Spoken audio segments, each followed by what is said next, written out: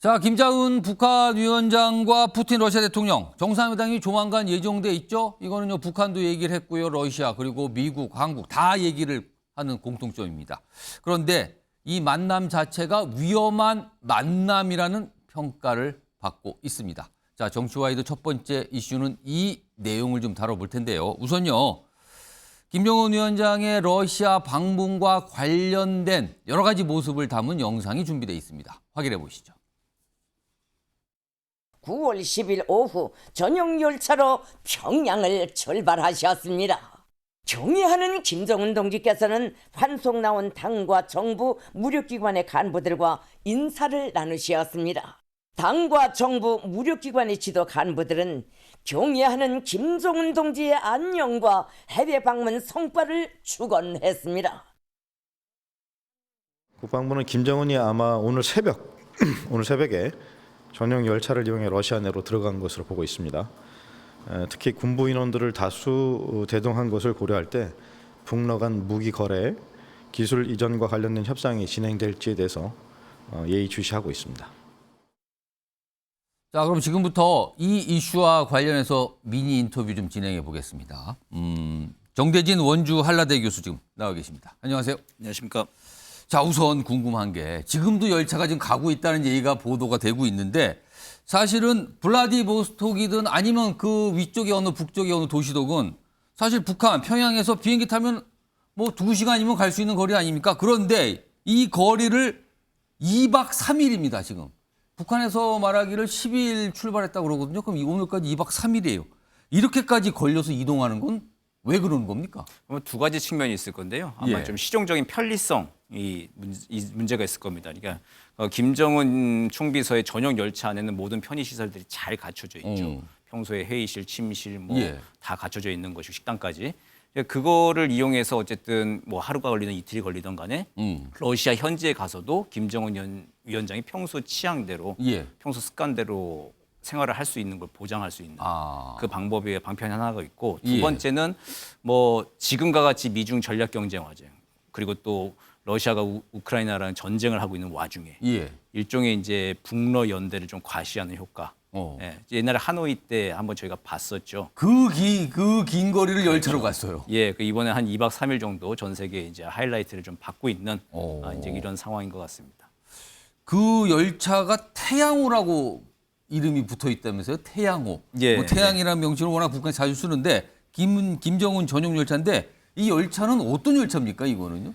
김정은 전용 열차로 예. 이게 선대인 김일성 주석 때부터 사용이 됐던 건데 물론 그때는 다른 열차죠. 지금 다 낡아서 교체가 된 건데 이름은 같다. 이름은 이제 김일성 때부터 해가지고 1호 열차죠. 그러니까 태양호 예, 쓰는 건데 이게 세대가 운영이 됩니다. 경호상의 문제 때문에 세대가 있어요. 세대가 어디로 갔는지 모르게 서로 좀 그렇게 약간 좀 가려가면서 그러면은 예를 들어서 김정은 위원장이 이동을 할 때 저 열차편 어디 가면은 그 세대가 동시에 움직입니까? 그렇죠. 그렇게 하기도 하고 좀 분산을 시키는 거죠. 어디에 실제 김정은 총비서가 타고 있는지 모르게.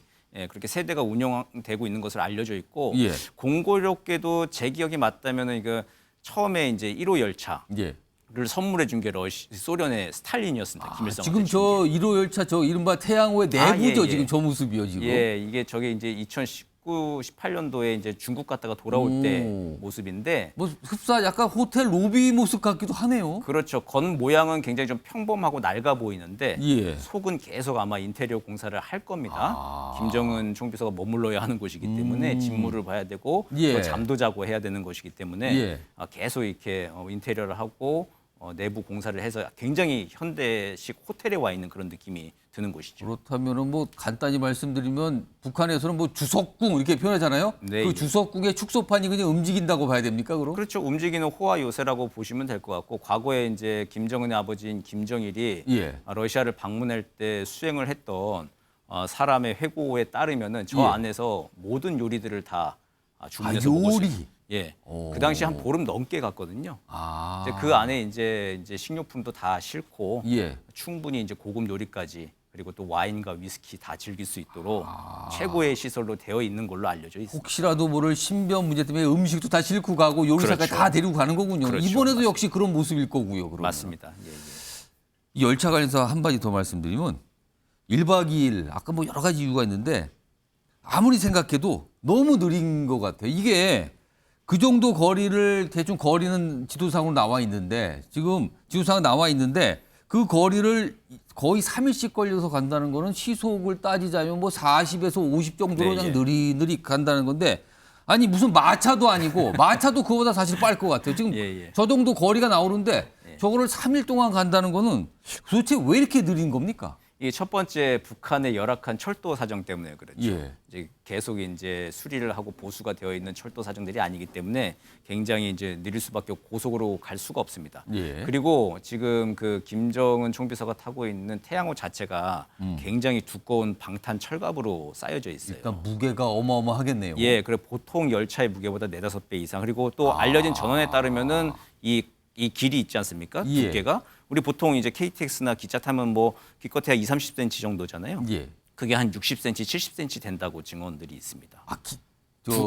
이 철갑이요. 이렇게 철갑 두께가 겉대고 있는 방탄 철갑들이요. 그래서 굉장히 좀 두꺼운 걸로 알려져 있으니까 그 무게를 사실 북한의 열악한 철로가 견딜 수가 없는 것이죠.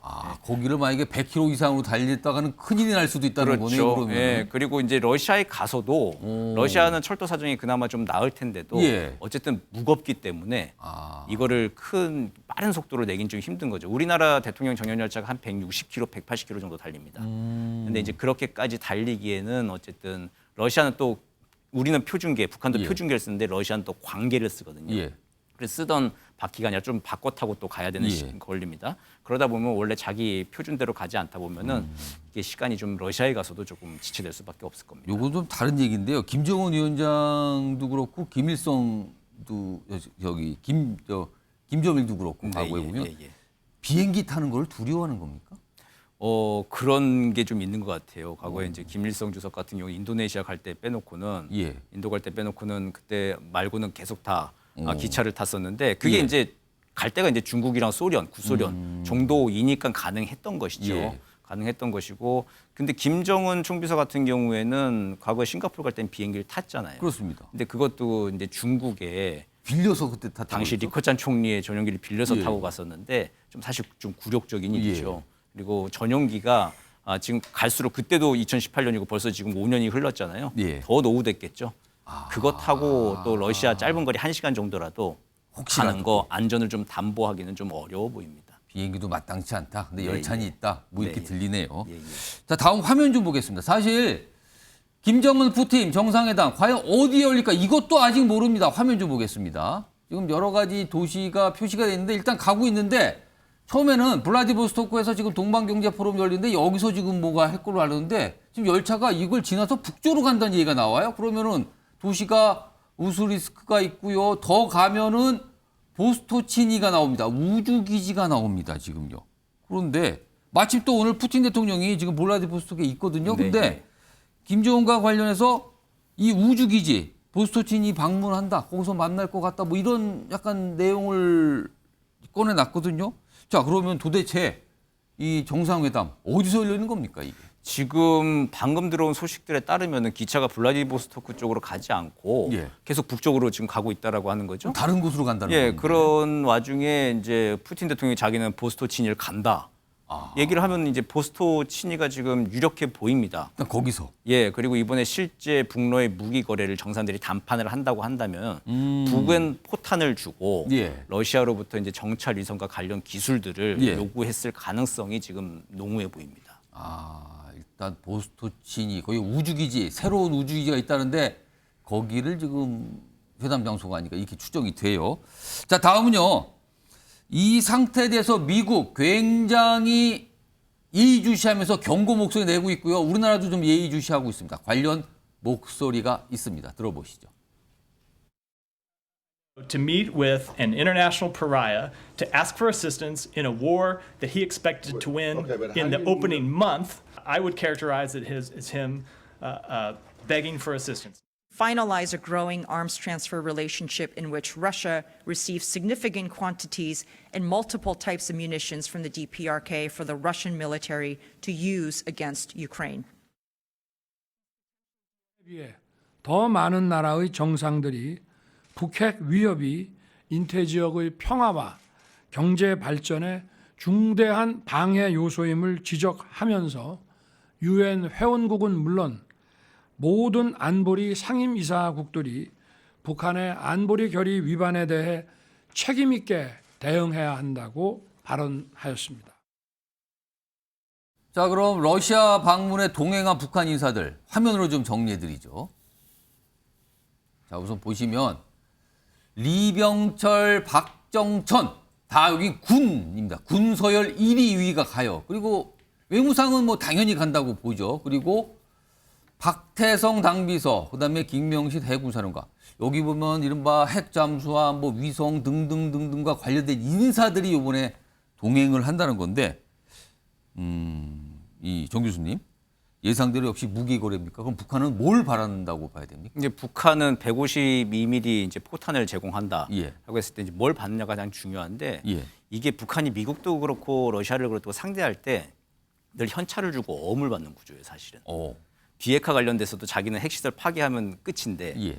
뭐 미국으로부터 경제 제재, 북미 관계 정상화 이런 건 다 어음이거든요. 그건 향후에 주는 거. 그렇죠. 러시아에 대해서도 좀 마찬가지로 좀 보입니다. 이거 지금 포탄 주면 넘어가면 끝이잖아요. 포탄은 금방 줄 수 있죠, 그거는. 그렇죠. 근데 예. 군 정찰 위성이나 관련 기술, 뭐 핵추진 잠수함 기술 이전 이런 거 그 관련 그 정찰 위성이나 예. 관련 기술자가 평양이나 북한 그 국경 내로 넘어와 있지 않은 이상은 어음 장사일 수밖에 없는 거죠. 그러네요. 시간이 걸립니다. 예, 그래서 이번 단판을 아마 지으러 가는 가능성이 높아 보이는데요. 어. 그래도 아마 지금 올해까지 꼭 군사 정찰 위성을 가진다고 북한이 공언을 했습니다. 정찰 위성. 예, 그렇기 때문에 아마 러시아 정찰 위성 그리고 또 그 현지 우주 기지를 보면서 현장 실사 겸해서 지금 가는 것 같은데 예. 아마 모종의 합의가 좀 되어 있겠죠. 북러간에. 근데 이제 그렇다 하더라도 이제 북한 입장에서는 이게 현찰 대 어음 교환 구조이기 때문에 아마 마지막까지 안심을 못하고 좀 노심초사하고 있을 겁니다. 이건 무슨 여러 가지 뭐 핵추진 잠수함 기술인데 정찰 위성 자체를 받아올 수도 있다 이런 뜻입니까? 뭐 그러면? 그렇게 요청을 했을 수도 있죠. 근데 정찰 위성만 받아온다고 해도 문제가 아니라 예. 로켓 발사를 2번 실패했잖아요. 예. 북한이. 그 로켓 발사를 성공할 수 있는 기술, 그 기술도 있네요. 로켓체를 줄지는 모르겠어요. 그거는 또 다른 예, 문제인데. 근데 이제 기술 개량을 위한 어떤 뭐 협력 그런 것들은 요청을 했을 가능성이 높죠. 그렇다면 예상대로 무기 거래가 이루어진다면 지금 우리와 미국은 굉장히 그걸 불편하게 보고 있잖아요. 미국과 우리는 각각 어떤 대응을 할 수 있습니까? 그럼? 여기에 대해서 무기 이전 거래 관련된 사람들에서 추가 제재를 좀 할 수밖에 없겠죠. 그럼 예를 들면 지금 동행한 인물들 뭐 이미 제재 대상도 많이 있지만 네, 예. 추가 제재 다른 인물에 대해서 제재를 해도 근데 사실은 뭐 자기들끼리 왔다 갔다 하는 거는 실제 북한 밖으로 안 나가면 소용이 없잖아요. 그렇죠. 막을 수는 없는 노릇인 거긴 한데 이제 그런데 러시아가 불가피하게 자기들도 제재에 또 연루되는 거 그거 좀 꺼리고 있을 가능성이 있다고 봅니다. 저는. 러시아가 제재 대상을 추가로 오른다면 이건 또 다른 문제가 예, 되죠. 그리고 러시아가 군사정찰 위성을 준다고 해도 예. 그게 뭐 한국이나 미국만 보는 게 아니라 러시아도 보고 중국도 보는 거예요. 중국도 보죠. 예, 그렇죠. 그렇습니다. 그걸 아무리 지금 포탄이 급하다 하더라도 이걸 선뜻 내줄까? 저는 조금 합리적 의심이 들고 그래서 이제 러시아에서 지금 흘러나온 얘기들은 식량 지원 같은 거 얘기 좀 흘러나오는 것 같아요. 식량? 러시아 보도에서는 이게 식량 지원은 이제 유엔 제재 예외 대상이다. 포탄과 식량. 예. 근데 이제 그거는 아마 김정은이 바라는 바는 아니겠죠. 예. 그런 걸 바라면 저렇게 군 수뇌부를 저렇게 데리고 갈까요? 그렇죠. 그렇지 않고 지금 북한과 러시아가 지금 바라보고 있는 곳이 약간은 조금 실제 만났을 때는 다를 수도 있을 협상이 가능성이 깨질 수도 있다고 보십니까? 없다고 할 수는 없을 것 같아요. 마지막 정상간 담판에서 안 되는 경우도 있을 수는 있을 것 이거 같습니다. 기다려봐야 되는 문제. 예, 근데 이제 그 안 됐다고 발표도 또 안 하겠죠. 또 북나가. 그러게 뭐 브리핑 없다고 예고도 돼 있어요. 그럼요. 뭐 이런 거 안 한다고 만나도. 예, 그렇죠. 예. 자, 이런 가운데 마지막 질문 하나 드릴게요. 이런 가운데 조태용 국가안보실장 어제 언론 인터뷰를 통해서 시진핑 중국 주석의 방안을 기대해도 된다. 이렇게 얘기를 했어요. 네. 중국은 과연 어떤 선택을 할까요? 이 정도면 아마 방한 가능성이 굉장히 높은 것 같습니다. 그동안 왜 안 오냐고 계속 얘기가 있었는데. 예. 그게 이제 북중러 연대가 있고 지금 예. 한미일 연대가 지금 있지 않습니까? 그 중에 북중러 연대 지금 북러가 지금 굉장히 지금 밀착해 있는 예, 상태죠. 그 중에 중국이 미중 패권 경쟁, 전략 경쟁 와중에서 예. 수위 조절을 지금 계속 하고 있지 않습니까?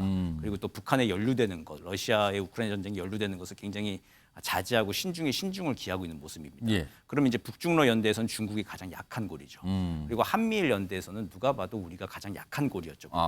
근데 이 약한 고리들끼리 지금 국면에서 또 연결고리가 되는 거예요. 약한 고리들끼리 만나서 어쨌든 지금의 상황에서 서로에게 국익에 더 도움이 될 건 없으니 일단 예. 상황 관리를 하는 모드로 하반기 외교 국문이 펼쳐질 가능성이 지금 높아 보입니다. 교집합이 있다는 거네요. 예, 그렇죠. 알겠습니다. 그래서 이렇게 자신 있게 얘기를 했나요, 안보 실장이? 쉽지 않은데 저런 말하기가. 자, 오늘 말씀 여기까지 듣도록 하겠습니다. 지금까지 정대진 원주 한라대 교수였습니다. 감사합니다. 자, 정치와이드 다음 이슈는요, 키워드로 확인해 보겠습니다.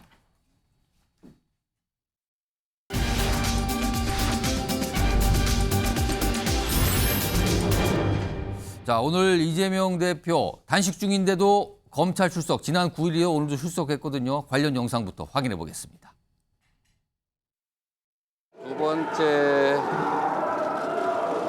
검찰 출석인데 오늘은 대북 송금에 제가 관련이 있다는 증거를 제시하는지 한번 보겠습니다. 이 조폭 불법 사채업자 출신의 부패 기업가 한테 100억이나 되는 거금을 북한에 대신 내주라고 하는 그런 중대 범죄를 저지를 만큼 제가 어리석지 않습니다. 대북 송금 관련 공문에 도지사가 직접 결재했다고 하는데 사실 맞을까요? 전혀 사실이 아닙니다. 소환 조사는 정치 검찰이 파놓은 함정이라는 거 잘 알고 있습니다. 오늘 이곳은 윤석열 검사 독재 정권이 법치주의를 그리고 헌정 질서를 파괴한 현장입니다.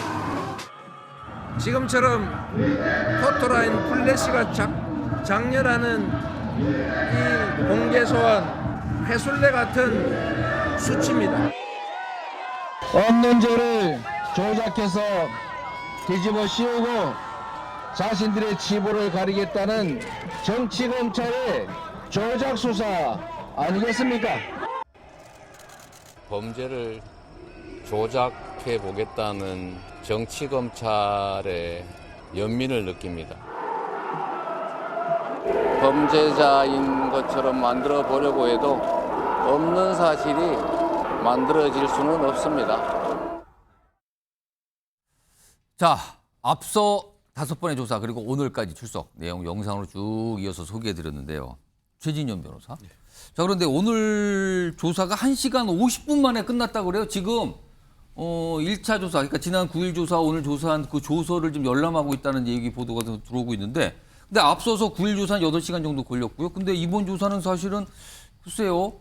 1시간 50분 만에 2시간도 안 돼서 끝날 거는 거의 대부분의 이 정치권 인사들이 예상을 못 했는데 이상보다 짧았다는 거 이거 무슨 의미를 가질까요? 그렇습니다. 검찰이 이제 조사를 받아놓은 다음에 예. 언론 보도를 보면은 신속하게 핵심만 질문하겠다 이렇게 얘기를 했었습니다. 그런데 그 핵심이 1시간 반 만에 끝날 것이라고는 저 또한 예측을 못했고 대부분의 어떤 법적 전문가들도 예측 예. 못했던 수준인 것 같은데요. 말 그대로 공소 사실의 전후 정황이 아니고 가장 그 공소 사실의 요건의 핵심이 되는 부분과 관련해서 예. 그런 도장 찍은 사실이 있습니까? 증거를 제시하면서 또 어떤 사람과 연락한 사실이 있습니까? 그와 같은 간접 증거 말고 핵심적인 증거만 제시하면서 물었을 가능성이 있어 보입니다. 그럼 증거를 사실은 오늘 이재명 대표가 출석하면서 뭐 증거 한번 보여줘봐라 뭐 이렇게 얘기했는데 검찰 쪽에서 신현 변호사 보시기에는 증거를 제시하면서 딱 물어볼 것만 그렇죠. 물어봤기 때문이다. 그렇죠. 이렇게 보시는 왜냐하면은 겁니까? 증거를 안 보여주면서 얘기를 하면은 예. 그거에 대해서 부연 설명이 많겠지만 핵기스를 딱 물었을 때에 그거에 대해서 어떻게 답을 할지에 대해서는 사실 지금으로서는 예측하기는 어렵습니다만 오늘 같은 경우에는 아시다시피 2019년 500만 불에 대해서는 어제 그저께 조사를 했고 이번 같은 경우에는 이른바 방북 비용 300만 불에 대해서 예. 조사가 핵심이었고 그 외에도 뭐 어떻게 보면 증거 유출 그 기록 형사 기록 유출 예. 의혹이라든가 다른 부분에 있어서 질문을 했겠지만 예. 이번에는 사실상 전체적으로 봤을 때는 요식행위에 불과하다. 한마디로 핵심적인 걸 묻고 그거에 대해서 진술을 거부하거나 아니면 진술로 예. 가름하겠습니다. 이런 식으로 해서 그냥 일사천리로 진행됐을 가능성이 지금으로서는 상당히 높은 것 같은데요.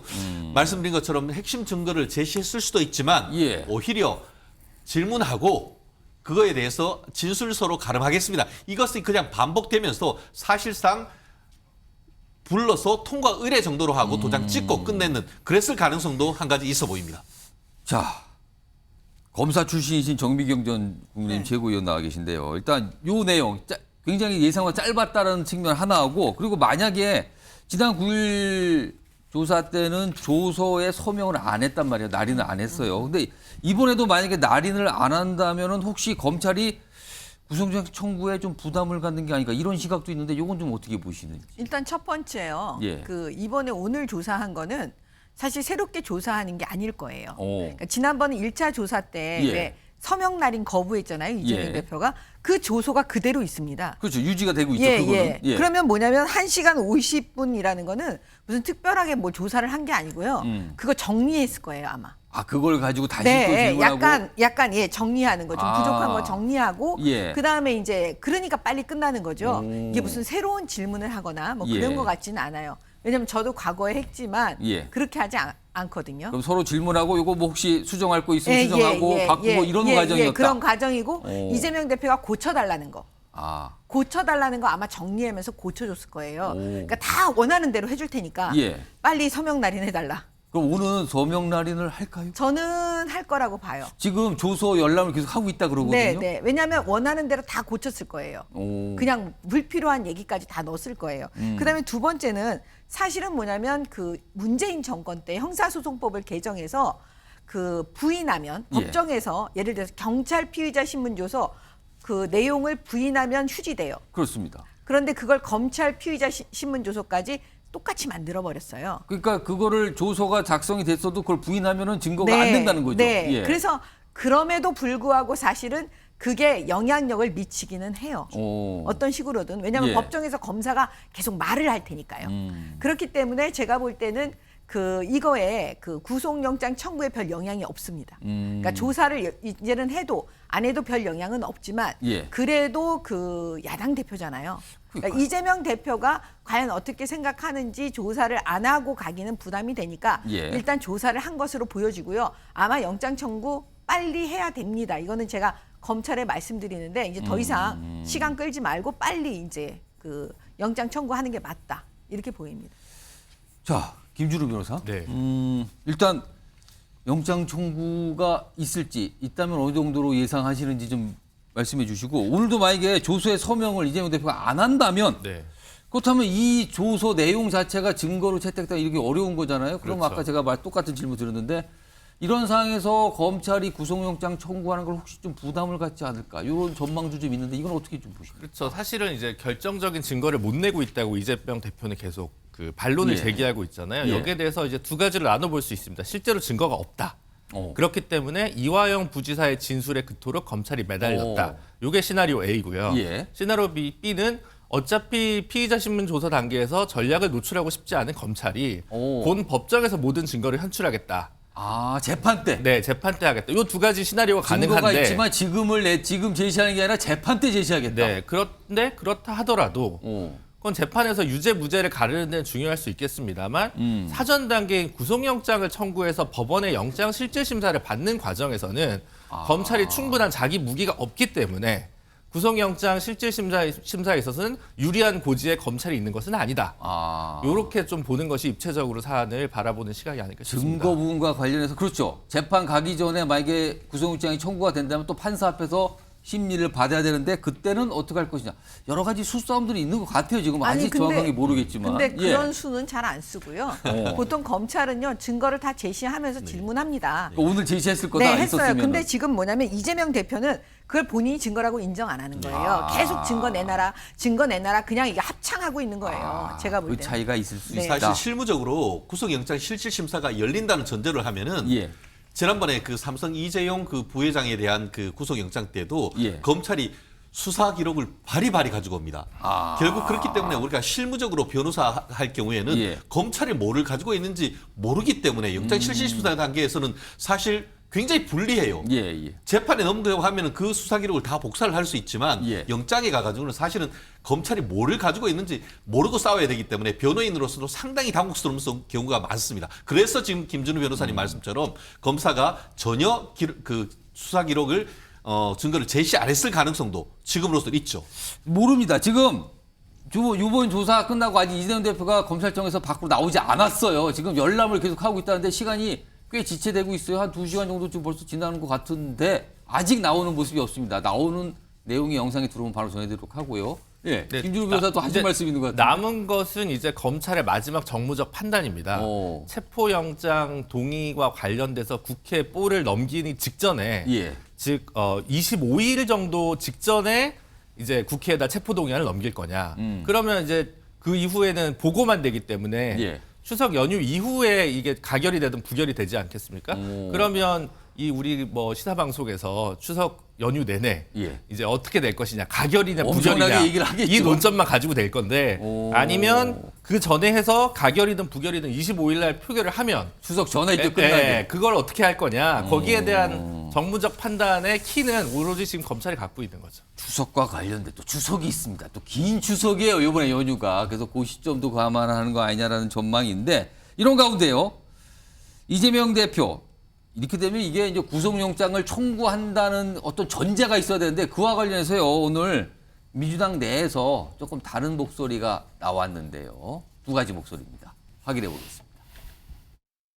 저들이 헌법과 법률에 위반하는 수사를 1년 반 이상 자행해 왔다는 사실을 증명하고 저들에게 반드시 엄중한 역사적 법적 심판을 해야 된다고 생각합니다. 깊은 고민 끝에 절대로 이재명을 저들의 아가리에 내줄 수 없다라는 그런 결론을 안고 무겁게 이 자리에 섰습니다.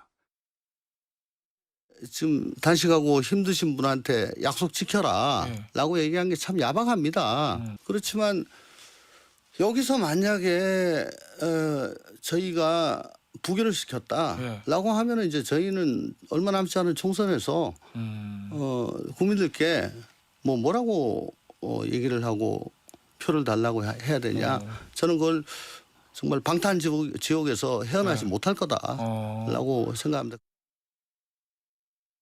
자, 두 명의 민주당 의원 목소리 그리고 분위기가 좀 다르죠? 약간 좀 말하는 취지가 좀 다른 것 같아요. 이런 가운데 국민의힘의 국회의원 한 분이 추석과 연관지어서 부결이나 가결이나 이걸 또 전망하신 분이 있습니다. 들어보겠습니다. 이제 시기에 따라서 좀 달라질 것 같은데요. 이제 네. 추석 전에 올라오면 부결될 것 같고요. 추석 후에 체포동의안 올라오면 가결될 것 같아요. 추석 전에 단식이 끝나면 예. 추석 후에 이제 건강이 회복될 거잖아요. 그러면 건강한 상태로 있으면 이제 비명계 의원들이 이 체포동의안 찬성해도 이제 이재명 대표한테 그렇게 동정론이 안 쏠릴 가능성이 많고. 자, 오늘 전재수 민주당 의원 나와 계신데요. 일단 이재명 대표의 단식으로 당 내부에서 사실 결속력이 좀 강해졌다. 이재명 대표 단식에 대해서 물론 좀 위험한 단계니까 그만두라고 하지만 그래도 당 내부의 어떤 뭐랄까요 갈등 그런 게 좀 수면으로 가라앉았다 이런 평가 분명히 받고 있거든요. 자, 이런 상황에서 만약에 체포동의안 표결이 이루어지게 된다면 이거 단식에 영향을 부결적으로 주는 겁니까? 이거 어떻게 판단해야 됩니까? 일단은 검찰의 구속영장 청구는 있을 것으로 일단 있을 것으로. 왜 그러냐면은 기존의 검찰의 어떤 수사 관행이라든지 이런 것들에 비춰볼 때 영장은 국회로 넘어올 것 같습니다. 예를 들면 선거법 같은 경우 지금 기소가 돼서 재판을 받고 있는데 이 사실은 저희가 법률 전문가는 아니지만 선거를 많이 하다 보니까 선거법에 대해서는 법률 전문가보다 저희들이 더 전문가일 수 있습니다. 실질적으로 관련된 법이니까요. 그렇습니다. 왜냐하면 하나의 정치적 행위를 하더라도 반드시 선거관리위원회와 법률적 검토를 거쳐서 하나의 정치적 행위를 하거든요. 왜냐하면 그렇게 해가지고 당선되더라도 선거법 위반에 걸려버리면 임기 내내 재판받고 경우에 따라서는 그 국회의원직이 날아가 버리기 때문에 굉장히 신중하게 저희들이 이제 선거법을 보는데 이전에 지금 이재명 대표가 지금 선거법으로 기소가 돼서 재판을 받고 있는데 이게 뭐냐면 그 방송국의 앵커의 질문에 대해서 기억을 하냐 못하냐 이거 가지고서 말하자면 기억의 영역 그러니까 사실관계가 아니고 팩트가 아니고 기억의 영역 가지고서 저는 그 허위사실 유포로 검찰이 기소를 했더라고요. 그럴 수 없는 거거든요. 예를 들면 윤석열 후보가 대선 당시에 주식 거래 내역 들고 나오고 통장 들고 나와가지고 손해만 봤다.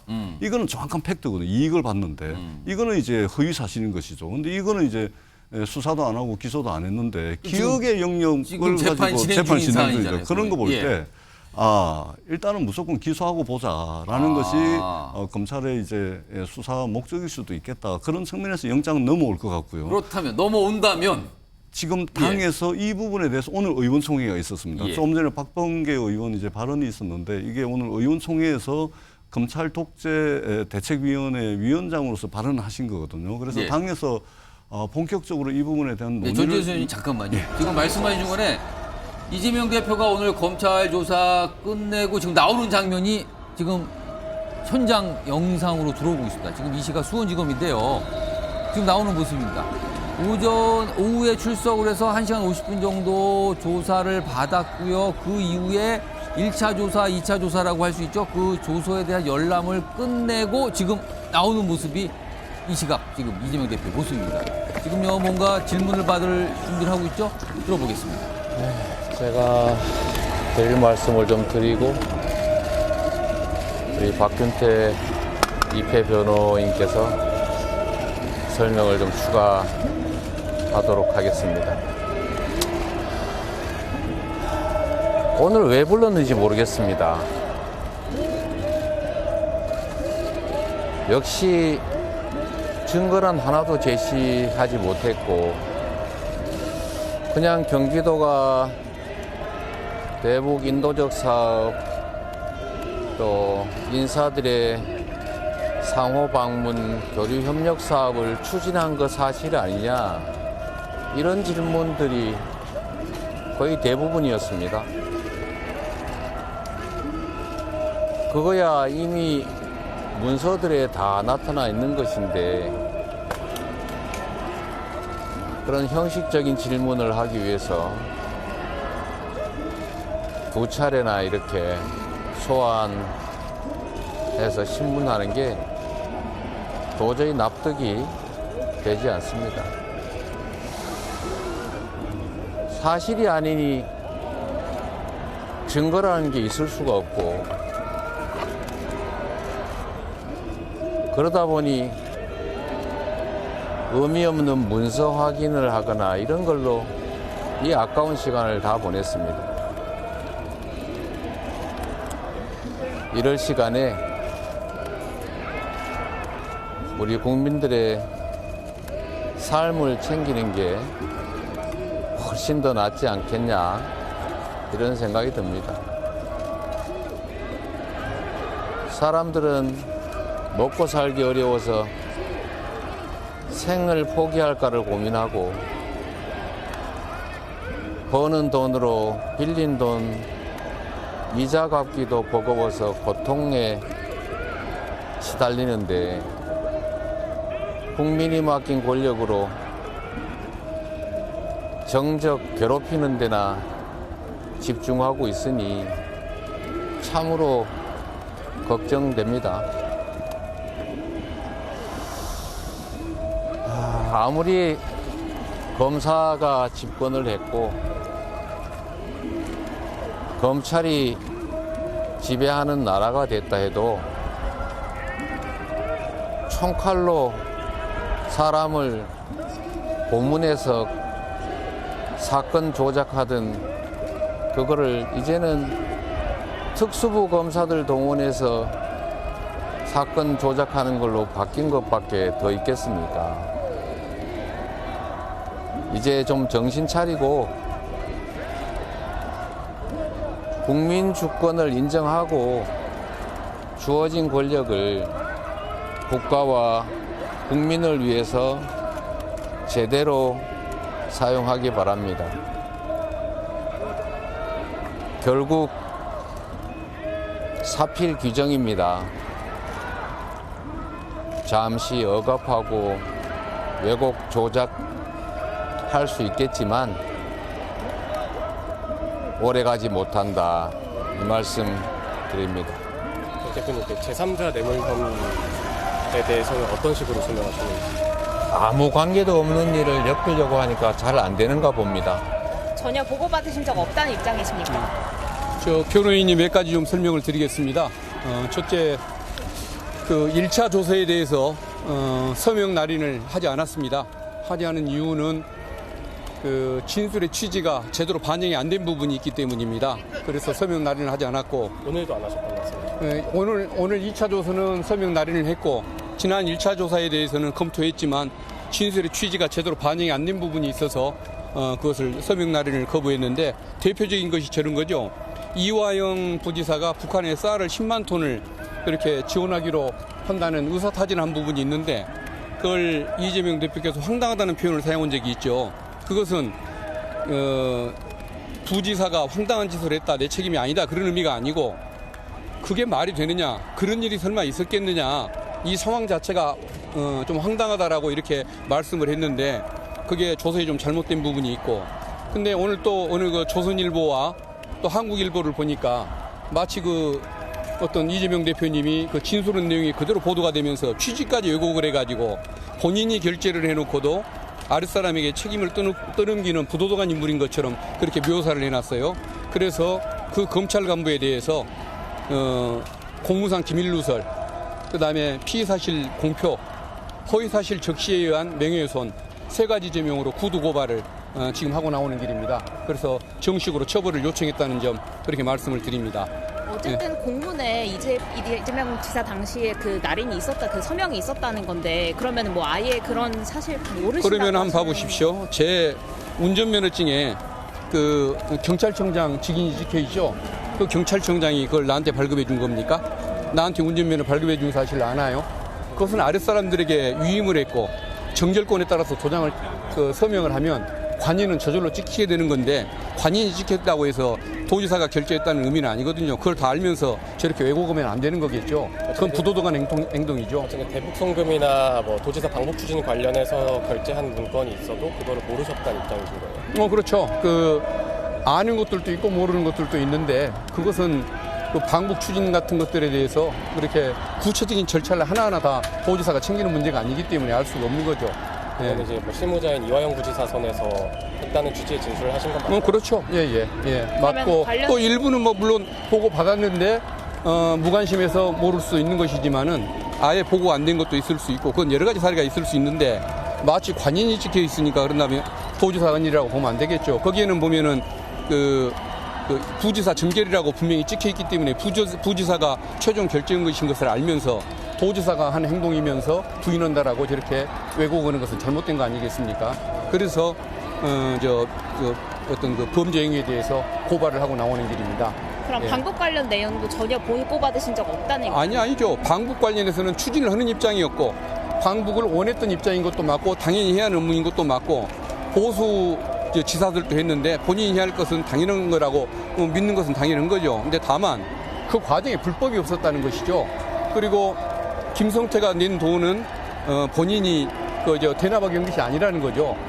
김성태가 북한 관계자하고 주가 조작의 이익을 나눠먹기 위해서 그렇게 돈을 줬던 사건인 것이지 이재명과 관련된 것은 아니라는 겁니다. 조사 내용을 보면 영수증하고 공소장하고 그다음에 또 그 공소장 중에서도 김성태 공소장, 이화영 공소장이 서로 범죄 사실이 다릅니다. 돈을 준 시기, 받은 사람, 준 장소 모든 것이 다 달라요. 장소까지.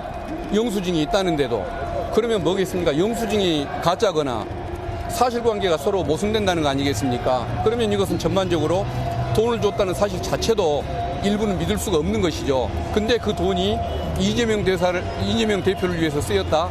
그건 더더구나 믿을 수가 없는 게 그 100억이나 준 사람을 차 한 잔도 안 마시고 엮이기가 싫어서 면담도 거부하고 이런다는 건 상식으로 말이 안 되지 않습니까? 그렇기 때문에 이것은 돈이 제대로 그렇게 건너갔는지도 의문이고 이재명 대표를 위해서 썼다는 것은 더더구나 말이 안 되는 것이고 그런 거죠. 그리고 증거를 검찰이 하나도 제시 못한다고 하셨는데 오늘 새로운 증거는 좀 어떤 게 있어요? 그러니까 이제 방북을 추진하려고 이렇게 노력했다는 증거는 많더군요. 방북을 하고 싶어 했다는 증거는 있지만 그 돈을 이렇게 남한테 되납하게 했거나 불법적인 방법으로 가려고 했다는 증거는 없다 이거죠. 방북 의지는 있었으나 그건 증거가 없는 거죠. 그것은 방북의 의사가 있었다는 것까지 부정하는 건 아닙니다. 근데 검찰의 대부분의 증거는 방북을 희망했다, 추진했다는 얘기만 근거가 있는 것이지. 그러니까 방북하고 싶었으니까 돈을 내준 거 아니냐 이런 얘기인데, 아니 방북하고 싶은 것은 방북하고 싶은 거고, 그렇다고 얼굴도 모르고 만나기도 싫어하는, 엮이기도 싫은 그 기업인한테 돈을 내게 한 것의 증거가 될 수 있습니까? 그건 아닌 거죠. 예. 그렇지 않습니까?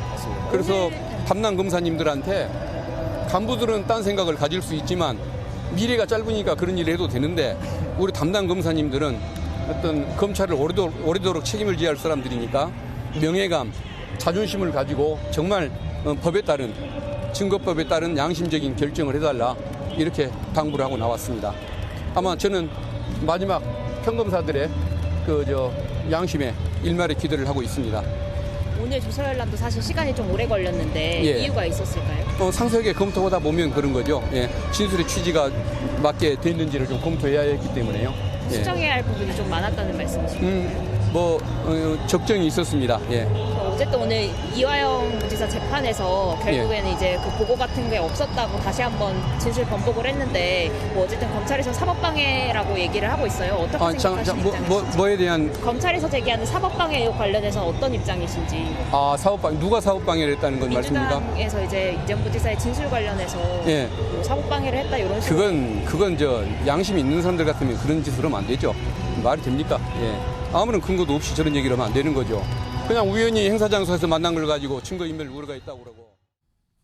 자, 이재명 대표도 그렇고요. 그 변호인도 굉장히 많은 얘기를 꺼내놨어요. 일단 가장 핵심적인 걸 제가 두 가지만 말씀드리면 일단 서명 날인 관련해서 1차 조서는 안 했지만 2차 조사 오늘 한 거는 서명을 했다. 이게 나왔고요. 그리고요. 지금 변호인의 설명 중에서 도지사로서 방북은 원했지만 그 과정에서 불법은 없었다. 그리고 만나기도 싫은 기업인한테 무슨 도움을 요청을 했겠는가. 이게 이제 어떤 설명의 핵심인 것 같은데 이런 얘기를 좀 꺼내놨습니다. 요거 관련해서요. 네 분 패널께 좀 의견 좀 들어보겠는데 우선 아까 전재수 의원님 말씀하시다가 갑자기 영상이 들어오면서 이렇게 끝났는데 일단 이 오늘 방금 확인했던 영상 이거 어떻게 보셨습니까? 저는 조금 전에 말씀하신 것 중에 우리 앵커님께서 정리하신 부분에 덧붙여서 제가 좀 주의 깊게 들었던 부분은 이 오늘 그 수사받는 현장에서 그 허위 사실 적시 명예훼손 그리고 구두로 그 얘기가 나왔어요. 공무상 비밀 누설 그리고 피사실 공표로 이제 고발을 했고 아마 저것은 이제 공수처에 별도로 고발 절차를 거치겠죠. 우리나라 형법에 형법 126조로 제가 기억을 하는데 공무상 비밀 누설은 엄격하게 엄하게 중요한 범죄 행위로 규정을 하고 있습니다. 그것은 왜 그러냐면 1차적으로는 재판에 영향을 미치고 또는 두 번째는 혐의가 입증되지 않은 사실을 언론에 흘리고 공개함으로 인해서 말하자면 수사 대상자를 범죄자로 낙인 찍는 효과가 있기 때문에 우리 헌법에는 무죄 추정의 원칙이 있지 않습니까? 그래서 공무상 비밀 누설을 할 경우에는 이게 반헌법적인 범죄 행위입니다.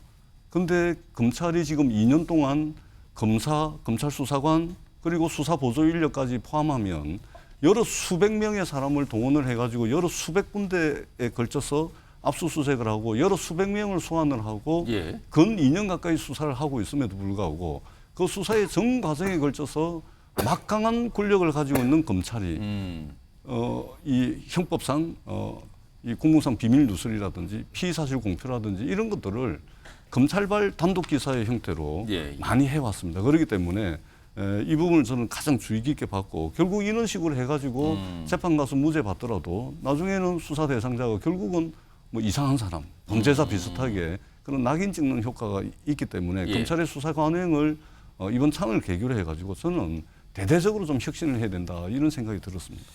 자, 정민경 전 최고위원은 방금 확인한 영상에서 어떤 걸 좀 주목하셨어요?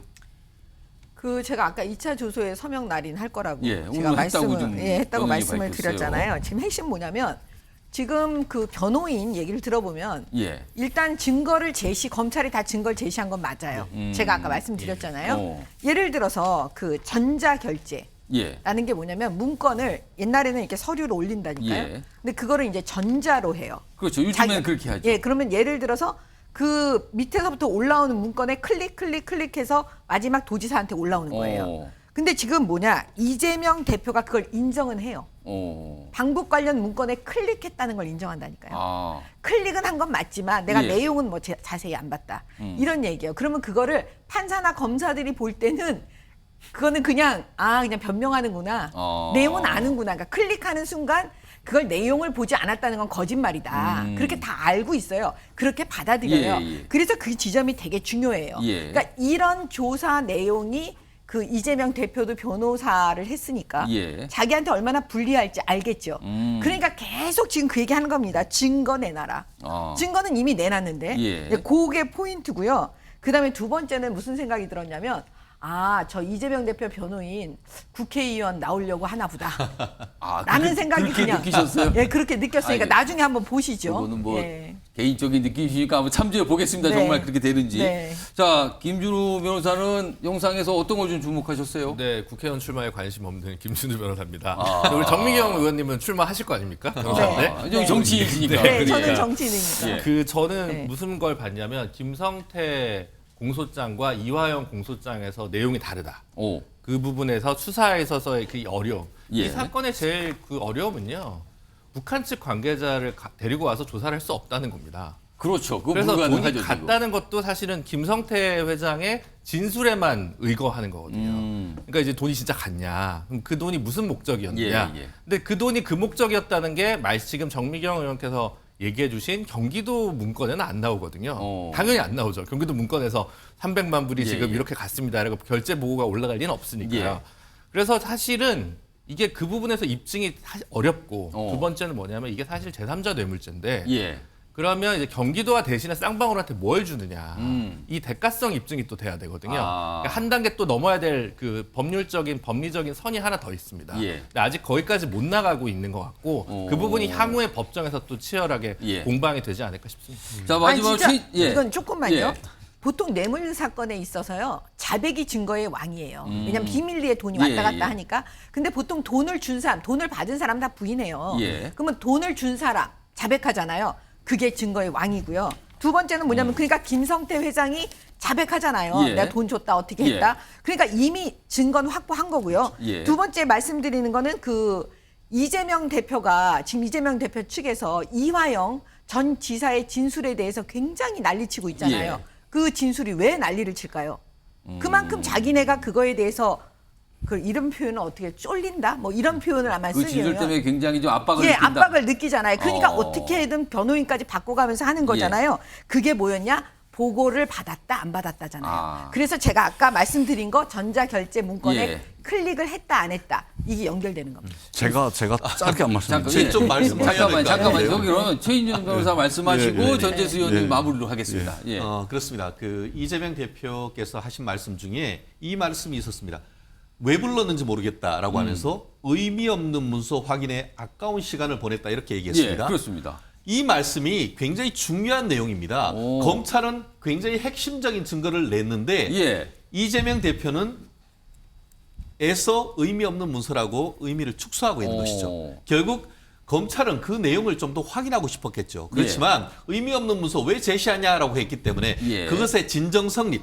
아까 지금 그 정미경 그 의원님이 말씀하신 것처럼 클릭했는 거 맞냐? 그 내용 본 거 맞냐? 그것만 확인했기 때문에 시간이 금방 지나가는 것 같은데요. 의미 없는 문서라고 했는데 제가 미루어 짐작컨대 가장 핵심은 두 가지였던 것 같습니다. 2017년 5월경에 이재명 대표가 북한에 보낸 친서 원본과 실질적으로 보낸 내용 그리고 또 2019년 11월 무렵에 북한에 보냈다고 하는 방북 요청서. 그것이 본인이 직접 보낸 건 맞는지 그거 확인했을 가능성이 높은데요. 왜냐하면은 2019년 친서를 보냈을 5월 전후로 해서 500만 불을 쪼개기 위해서 쌍방울이 보냈습니다. 그러고 나서 바로 직후에 지금 그 친서가 갔던 것이고 나아가 그로부터 6개월 뒤인 2019년 11월 전후에 또 300만 불이 북한으로 갔습니다. 그러고 나서 이 돈이 왔단 말이에요. 그 돈 아까 말씀드린 것처럼 그 방북 요청서가 의미가 없는지는 그건 이재명 대표의 본인의 생각인 것이고 입체적으로 봤을 때에 쌍방울이 돈이 갖는 것 그리고 그 무렵에 바로 또 북한에 서를 보낸 이 부분의 전체 스토리는 법정에서 밝혀질 것인데 굳이 계속 의미 없는 문서라고 축소한다는 것은 핵심적인 증거는 이미 다 나왔다라고 저는 보입니다. 자, 마지막으로 이런 걸 다 종합을 하셔서 들으셨어요. 이제 전재수 의원님. 아니 저는 정미경 의원께서 조금 전에 이제 자백은 증거의 왕이라고 말씀을 하셨는데 뭐 일정 부분 동의하는 부분도 있습니다. 자, 그러면 이 자백이 누구의 자백이죠? 김성태 전 쌍방울 회장의 예. 자백이지 않습니까? 자, 김성태 전 쌍방울 회장이 해외 도피하고 있을 때 국민의힘이 뭐라 그랬습니까? 김성태 회장 보고 조직폭력배 출신 기업 사냥꾼 예. 또는 주가 조작범 해외 도망가 있으면서 한국의 회를 공수시켜 가지고 거기서 회 먹었다. 아, 그렇게 또 얘기가 됐었죠. 오만 저 김성태 전 회장을 공격을 했지 않습니까? 예. 그러고 난 뒤에 해외 도피가 끝나고 이제 지금 구속이 돼 있는데 구속이 돼 있는 김성태 회장의 진술을 완전 무결한 오류 하나 없는 사실로 진실로 지금 이해를 하고 지금 주장을 하고 있는 겁니다. 예. 어느 장단에 춤을 춰야 되죠. 그리고 김성태 전 회장의 진술이 법원에서 그 인정을 받으려면 예. 진술의 어떤 일관성이라는 게 있어야 됩니다. 그런데 이 김성태 전 회장이 있잖아요. 제가 이름은 말씀드리지 않겠습니다만 예. 지금 현재 국민의힘 현재 최고위원에게 후원을 하고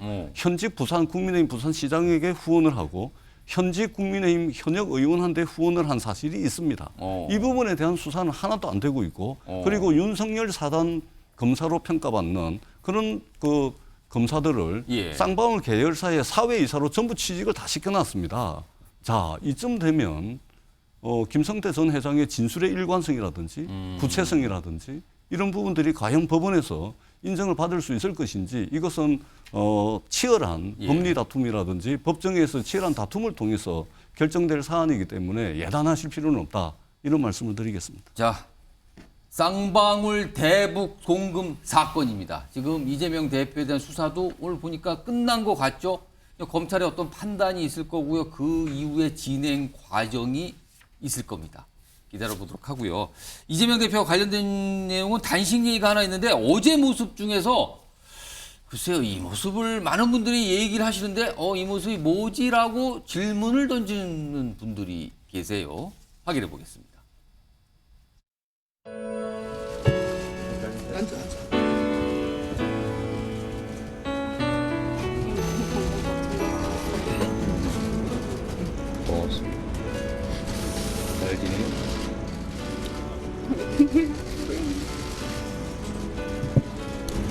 어떻게 단식 중단하시고 건강하셔야죠. 아직은 견디는 것 같아. 안 그래도 내가 우리 박지원 위원장 보고 싶었어요. 단식 그만하시라고 좀 말씀드려봐요. 이제 그만하셔야 돼요, 대표님. 응, 진짜 그만하셔야 돼요, 대표님. 저 정말 이제 같이 싸우겠다고 말하려고 왔으니까 대표님 그만해주세요.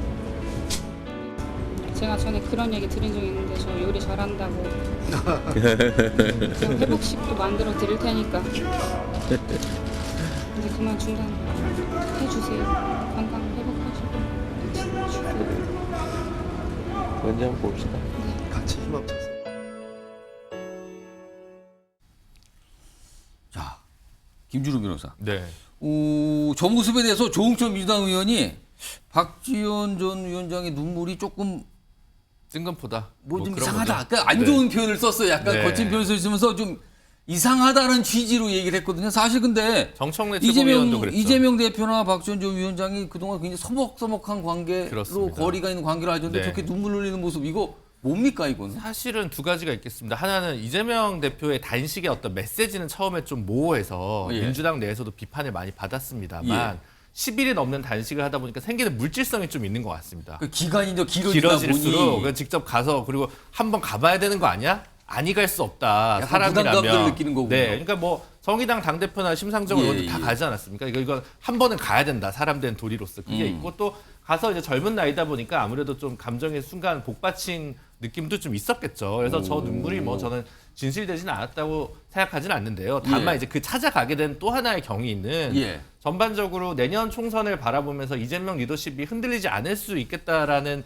계산을 안 한 정치인은 없을 거라고 생각합니다. 정치적 판단이잖아요. 그거는. 네, 그러니까 그거는 이제 약간 그런 면에서 모든 대부분의 지금 민주당 정치인이 일종의 의무방어전으로 갈 수밖에 없는 측면을 부인할 수 있는 분은 없지 않을까라는 생각이 듭니다. 의무방어전이라는 표현에 모든 게 다 설명이 좀 되는 것 같아요. 지금요. 이런 모습이 있어서 전해드렸습니다. 영상으로. 많은 분들이 저 모습 갖고 얘기 좀 하시더군요. 자, 다음 주제는요. 여당 얘기입니다. 안철수 의원이 아주 오랜만에 등장하는 주제가 준비돼 있어요. 일단 안철수 의원이 과거에 뭐 몇 달 전 얘기인데 본인의 지역구 경기도 성남 분당 갑이잖아요. 이 관련해서 한 얘기가 있거든요. 들어보겠습니다. 제가 이제 분당에서 이제 막 1년 됐습니다. 예. 제가 당선된 지 이제 만 1년 됐거든요. 예. 근데 사실 그 정치인이 이렇게 지역구를 함부로 옮기는 건 아닙니다. 네, 당연합니다. 예. 사실 저는 지금 현재 1년 정도밖에 안 지났습니다. 어떤 그 공약 같은 것들이 뭐 2년도 안 돼가지고 할 수 있는 건 거의 없거든요. 그래서 대부분이 지금까지 한번 이렇게 재보궐선거로 나간 사람은 그 다음에 다시 같은 지역에 나오는 게 너무나도 당연합니다. 저렇게 인터뷰 내용도 있지만요. 그동안 안철수 의원이 기자들과 만나서 반복적으로 한 말이 분당갑 얘기하시면 혹시 내년에 거기 아니고 다른데 혹시 뭐 공천 걱정 안 되세요? 그러면 딱 한 얘기가 있어요. 무슨 소리 하시는 겁니까? 당연한 걸 가지고 왜 걱정을 합니까? 약간 이런 취지의 설명을 했거든요. 그런데요. 화면 보겠습니다. 오늘 본인이 글을 하나 올렸는데 이거예요. 핵심은 이겁니다. 자, 이재명 대표에 대해서 불체포 호소 단식 중단하고 내년 총선에 저와 여기서부터입니다. 저와 분당갑에서 진검승부 하시는 건 어떤지요? 그러니까 지금 이재명 대표가 인천의 지역구를 갖고 있잖아요. 거기 떠나셔서 내년 총선에는 저하고 한판 분당에서 열어보시죠라고 얘기를 한 겁니다. 갑자기요, 지금요. 최진영 변호사. 네. 그러니까 돌연 단식 그만하시고 내년 총선에서 저하고 분당갑에서 한번 경쟁하시죠라고 선전포고라면 선전포고를 날렸어요. 이거 갑자기 왜 이런 입장을 낸 겁니까? 사실 그동안 안철수 의원님, 전 대표님이 뭘 하셨는지 사실 너무 조용했던 것 같습니다. 근데 이제 그 선거가 다가오는 이 시점에서 존재감을 나타내는 글씨를 이제 썼는데 지금 그 존재감이 윤석열 대통령한테 향하면 안 될 거 아니겠습니까? 그렇다고 하면은 가장 나와 그 맞짱 뜰 수 있는 사람이 누구냐 했을 때에 결국 이재명 대표 아니겠습니까? 예. 이재명 대표는 인천으로 가시기 전에 바로 그 분당의 핵심 중에 핵심이라고 할 수 있는 중앙공원 옆에 있는 한 아파트에 오래 사셨기 때문에 거주를 했었죠. 그렇죠. 아마 예전에 뭐 아파트를 판다라고 얘기를 했지만 팔겠다는 얘기가 없는 걸 보면은 이사 오면 언제든지 보태올 수 있는 건 맞죠. 그런데 아시다시피 오늘 글 좀 전에 앵커께서는 핵심이 나랑 붙자라고 하는데 거기에 전제가 있습니다. 예. 전제가 재미있는 것이 사법부 판단을 받고 살아 돌아온다면 살아 돌아오라는 겁니까? 오지 말라는 겁니까? 근데 하필 본인 지역구로 와서 자기하고 경쟁하자고 했단 말이에요. 그렇기 때문에 이것은 제가 봤을 때는 본인 지역구를 사수하려고 하는 정치인의 의지, 그리고 나는 적어도 야당 대선 후보와 그 맞짱을 뜰 수 있는 정치인이라는 것을 일단 국민들에게 각인시키는 효과가 일단 있는 것 같습니다. 하지만 이 국민의힘 같은 경우에는 특히 분당 같은 경우에는 하늘에서 은혜가 내린다 이런 얘기가 있죠. 지금 그 홍보 수석으로 있는 김은혜 전 그 수석 은혜가 수석이 그 이름의 은혜를 말씀하시는 겁니까? 어떻게 보면 지금? 이게 앞으로 이제 이 지역에 나올 수도 있다라는 그런 얘기가 있기 때문에 안철수 의원 같은 경우에는 산을 두 개를 넘어가야 되는 것이죠. 당내 경선이든 어쨌든 간에 당내에 넘고 나면은 그 다음에는 누가 될지는 모르지만 어쨌든 본인 정치적 역량에 맞는 사람으로서 딱 하나 찍어놓은 사람이 이재명 대표인데 다만 그 조건은 사법부 판단을 받고 돌아오면은 이기 때문에 어쨌든 이것은 정치적 수사인 것이지 실질적으로 이재명 대표가 오란다고 해석하기에는 조금 어떻게 보면 좀 먼 것이 아닌가 생각을 합니다. 전재수 의원님? 이재명 대표가 혹시 뭐 아무튼 조건을 다 맞춰도 분당 갑으로 갈까요? 저도 이제 뭐 최진영 변호사님 말씀에 전적으로 동의를 하면서 지금 머릿속에는 지금 용산에 있는 김은혜 홍보 수석을 떠올리면서 이재명 대표에게 얘기한 겁니까? 그러니까 곧 이제 총선이기 때문에 자기 지역구 지키기 차원에서 저렇게 말씀을 하신 것 같은데 그런 차원에서 전적으로 동의를 하고요. 다만 이제 안철수 의원은 대한민국 21세기에 대한민국에서 가장 많은 당적을 보유했던 분이고 가장 많은 당을 창당을 하셨던 분이세요. 가장 많은 당적. 가장 많은 당적과 가장 많은 창당을 했던 분입니다. 그런 분이 이게 정치하는 사람으로서 이게 정치적 도의라는 것이 있거든요. 지금 단식이 13일째인데 거의 아마 체력은 다 소진이 되고 정신력으로 아마 견디고 있을 텐데 이재명 대표를 지지하는 사람이든 이재명 대표를 지지하지 않는 사람이든 간에 예. 정치적으로 정치하는 사람이 이 넘어야 될 선이 있고 지켜야 될 선이 있는 것인데 지금 저 이러고 있는 상황에 무슨 나하고 붙자 하는 것은 좀 뜬금없다 이런 뜬금없는 정도가 아니고 분위기 파악을 전혀 못하고 있고 정무적 감각이 저랬어야 예. 되겠냐. 아무리 자기 지역구 지키는 것이 중요하다 하더라도 예, 예. 좀 아쉽습니다. 아쉽다는 말씀을 드리겠습니다. 아쉽다. 지금 그 말씀을 강조해 주셨어요. 지금 보니까 아까 이재명 대표 조사받고 나오는 걸 생중계하는 바람에 시간이 뭐 한 10분 정도밖에 안 남아서 좀 속도를 내겠는데 뒤쪽에 있는 주제, 원래 있는 주제를 좀 당겨서요. 이게 정치권 얘기인 것 같은데 연예인이 등장하는 주제가 좀 하나 있거든요. 이 화면 좀 보겠습니다. 일단 이거. 내용 좀 보시죠. 여기 보시면 이 배우 이영애 씨, 지난달 30일 이승만 기념 건립 모금이 시작이 됐는데 앞서서 기념관 건립 취지의 뜻을 함께했다. 그래서 지난 10월에 기부 의사를 전달했다 그러죠. 기사가 개설되기 전이에요, 지금요. 이런 모습이 일단 하나가 있었어요.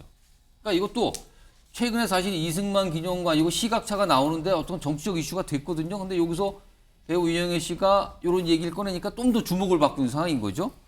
자, 그리고요. 오늘 또 연예인과 관련돼서 말씀을 하신 분이 한 분 계십니다. 그 내용은 영상으로 준비되어 있어요. 확인해 보겠습니다.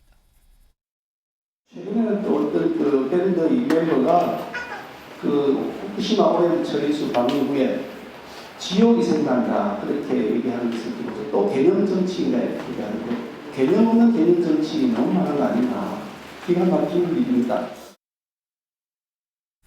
김기현 대표가 개념 없는 정치부 한 거는 아마 최근에 이제 오염수 관련해서 그런 의사 표현을 하신 어떤 가수분을 지칭한 거다. 지금 이렇게 알려지고 있단 말이에요. 정민경 전 최고위원님. 그러니까 어떤 정치적 이슈에 대해서 연예인들이 의사 표현 또는 동참하는 요 모습 이거 어떻게 좀 봐야 될까? 이게 항상 의견도 갈리고 때로는 본인 쪽에 지지를 하면 좋다 그러고 아니면 더 나쁘다 그러고 뭐 이렇게 좀 나오거든요. 반응들이 이거 어떻게 보십니까? 근데 이제 그게 미국의 경우와 예. 그 대한민국의 경우는 좀 다른 것 같아요. 왜냐하면 미국은 그냥 그런 걸 자연스럽게 받아주고 막 그러는데 예. 사실은 우리는 연예인들이 그렇게 했을 때 뜬금없는 경우에는 뭔 뜬금포 이런 반응들이 나올 수가 있거든요.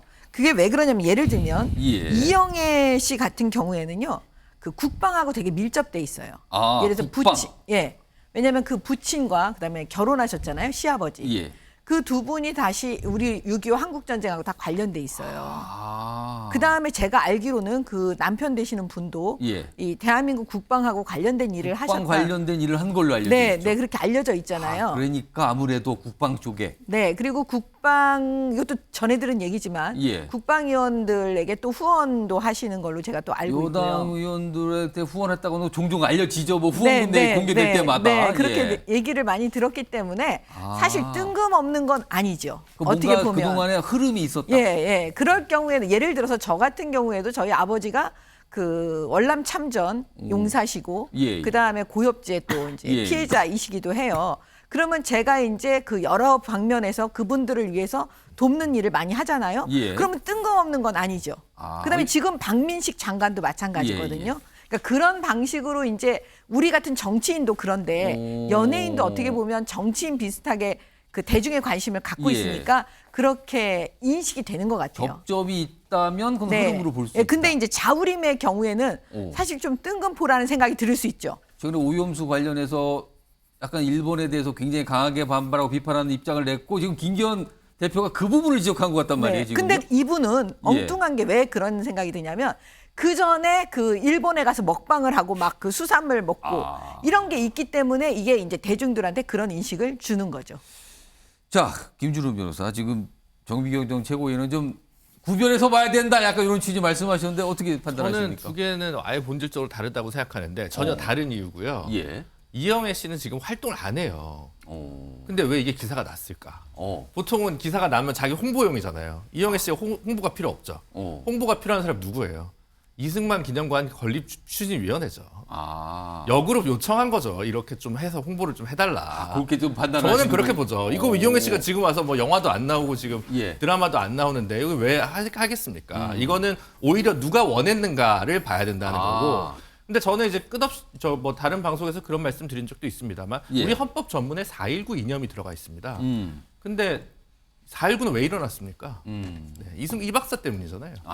근데 이거를 국비를 들여서 이런 걸 한다? 헌법 정신에 반한다라는 생각이 지금 들어서 그 부분에 대해서 이승만 일단, 기념관 문제가 지금 약간 정치권 네. 이슈가 됐죠, 네, 지금. 네, 그 문제를 해결하기 위해서 좀 이제 선한 영향력을 위해서 인플루언스를 동원한 거다. 예. 저는 그렇게 추정하고요. 네, 이영애 씨가 굳이 뭐 이거를 예. 정치적 목적도 없을 예. 것이고 그렇게 보고요. 자우림 씨 같은 경우는 이제 김윤아 씨 같은 예, 경우는 김윤아 씨. 그러니까 할 수 있죠, 미국처럼. 평소에는 반미하면 안 된다고 하는데 이럴 때 친미하면 큰일 납니까? 미국처럼 하면 문제가 되는 거는 예전에 유모 문화부 장관처럼 블랙리스트가 있다든가 이런 식의 불이익만 없다면 예. 괜찮은데 그런 면에서 당대표께서 이렇게까지 거론을 해야 되냐. 저는 특히 최근에 김기현 당대표가 굉장히 세게 발언을 많이 하시는데 예. 당대표는 공격수가 아닙니다. 근데 너무 공격수처럼 저격수처럼 나서세요. 야. 정리하는 사람이어야 되거든요. 예. 전원 공격인데 무수비 같아요, 요즘은 정치권이. 그런 부분이 좀 정치권이 아쉽고 예. 김기현 대표님 이런 공격수 역할은 좀 내려놓으셨으면 좋겠다. 예. 네, 이런 의견들입니다. 마지막으로 다 이렇게 하나 있는데요. 여기 문재인 전 대통령 그리고 박민식 보훈부 장관 지금 방금 말씀에 다 등장합니다. 화면 좀 보겠습니다. 내용 보시면요. 얼마 전에 박민식 장관, 요 내용 말고 앞에 거 내용을 보겠습니다. 얼마 전에 박민식 장관이 뭐 백선엽 뭐 얘기하면서 문재인 전 대통령이 부친 얘기를 꺼내면서 친일파 뭐 이런 설명이 있었잖아요. 그러니까 비유를 하면서 백선엽이 친일파면 문 부친도 친일파. 그러자 오늘 문재인 전 대통령이 고소를 했습니다. 명예훼손, 사자 명예훼손. 그리고 오늘 또 반응이 나왔어요. 박민식 장관. 보시면 이렇습니다. 뭐 전체적으로 나라를 바로 세우는데 감수해야 할 영광으로 생각하겠다. 이렇게 돼 있습니다. 자, 요거요. 시간이 많지 않아서 전재수 의원님과 최인정 변호사께 제가 한 1분여씩 시간 드릴게요. 전재수 의원님 이거 어떻게 보십니까? 그러니까 우리 지금 수출이 11개월째 마이너스를 걷고 있고 예. 청년 실업자가 126만 명을 넘어서서 고용 한파가 오고 있습니다. 곧 추석인데 추석 물가도 상당히 심각합니다. 예. 국민들의 경제적 고통이 이루 말할 수 없을 정도로 어려운데 예. 윤석열 정부에서 이념 전쟁을 하고 있습니다. 홍범도로부터 시작을 해가지고 반국가 공산주의 전체 세력에 이르기까지 이념 전쟁을 하고 있고 그 이념 전쟁의 최일선에 서 있는 것이 바로 국방부와 국가보훈부입니다. 여기서 말하자면 백선엽 장군 이야기를 하면서 문재인 예. 전 대통령의 부친께서 말하자면 농업개장인가 했는데 그게 바로 친일을 했다라는 이제 주장을 국회에서 하신 것이죠. 근데 농업개장은 문재인 대통령의 부친께서 농업개장을 한 것은 해방 이후에 한 것이기 예. 때문에 명백한 사자 명예훼손에 해당한다. 그렇기 때문에 이러한 내용으로 이제 고소 고발을 한 겁니다. 그렇기 때문에 저는 제발 좀 집권 여당이 일을 해가지고 실적과 성과를 가지고 국민들께 평가를 받아야지 예. 이런 식으로 떡이 나옵니까 밥이 나옵니까 이념 전쟁 해가지고 이런 저 행태는 그 당장 중단을 하고 국민 삶에 영향을 예. 미치는 일들 중심으로 했으면 좋겠다라는 말씀을 드리겠습니다. 자, 최진영 변호사. 평산 책방을 넘어 평상 변호사 사무실을 좀 차리는 것이 아닌가 싶은데요. 잊혀지고 싶다라고 하신 분이 계속 이렇게 그 문제를 삼는 것이 맞는지는 의문인 것이고 사자에 대한 명예훼손은 비방의 목적으로 허위의 사실을 적시해야 됩니다. 예. 이게 비방의 목적과 허위의 사실인지에 대해서는 사실 이 부분에 대해서 일반적으로 알려진 얘기를 박민식 장관이 얘기를 했다고 합니다. 그렇기 예. 때문에 일단 고소를 했기 때문에 그에 대한 조사는 나가서 받으셔야죠. 그렇지만 법원이 과연 이 부분에 대해서 유죄 판결을 할지에 대해서는 어떤 정치인의 표현의 자유 이런 측면이 넓게 해석이 된다고 하면은 무죄 판결 무혐의가 날 가능성이 저는 오히려 높다고 보거든요. 이 전재수 의원도 설명했지만 허위 사실을 뭐 거론했다 이거 말씀드렸듯이 그것이 허위 사실인지 그 무렵에 지금 흥남에서 이제 그와 같은 그 공모를 했다는 것이 물론 객관적 팩트에 있어서는 그것이 이제 해방 이후라고 하지만 일반적으로 우리가 그 알고 있는 사람 같은 경우에는 일제시대 때 그와 같은 일을 했다는 것이 일반적으로 우리가 많이 알고 있는 겁니다. 그런 상식적인 수준에서 얘기를 했는 것이지 그거를 굳이 딱 뜯어가지고 완벽한 허위라고 해서 형사 고소를 하고 뭐 그것이 개장직을 그렇죠. 언제 했는가? 그렇죠. 뭐 그걸 이걸 가지고 얘기하시는 것 해서 같은데요. 과연 전직 대통령이 현직 이 그 장관을 고소한다는 것이 문재인 대통령 말씀에 따르면 좀스러운 것 아닙니까? 아니 근데 1940년에 예. 그 문재인 대통령 부친께서 공무원 시험에 합격을 해서 공무원이 돼요. 그러면 해방 이후에 개장이면 그 전에 주사나 주사보가 있잖아요. 그러니까 일단 일제 시대 때는 뭔가 공무원 공직을 했을 것이다. 그다음 네, 일제 공직을 시대 했을 공직을. 거라니까. 예. 그러니까 그리고 나서 이거는 무혐의, 100% 무혐의예요. 예. 저는 문재인 대통령이 다 무혐의 되는 거 알고도 그냥 고소하신 것 같아요. 예, 전재수 의원 한 30초 정도 여유가 있어요. 30초 정도 말씀하세요.